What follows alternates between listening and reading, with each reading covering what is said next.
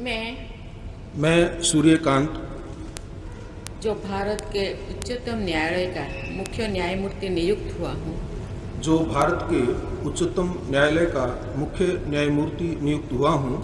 ईश्वर की शपथ लेता हूँ ईश्वर की शपथ लेता हूँ कि मैं विधि द्वारा स्थापित भारत के संविधान के प्रति कि मैं विधि द्वारा स्थापित भारत के संविधान के प्रति सच्ची श्रद्धा और निष्ठा रखूंगा। सच्ची श्रद्धा और निष्ठा रखूंगा। मैं भारत की प्रभुता और अखंडता अक्षुण्ण रखूंगा मैं भारत की प्रभुता और अखंडता अक्षुण्ण रखूंगा तथा मैं सम्यक प्रकार से और श्रद्धापूर्वक तथा अपनी पूरी योग्यता, ज्ञान और विवेक से तथा मैं सम्यक प्रकार से और श्रद्धापूर्वक तथा अपनी पूरी योग्यता, ज्ञान और विवेक से अपने पद के कर्तव्यों का भय या पक्षपात, अनुराग या द्वेष के बिना पालन करूंगा। भय या पक्षपात, अनुराग या द्वेष के बिना पालन करूंगा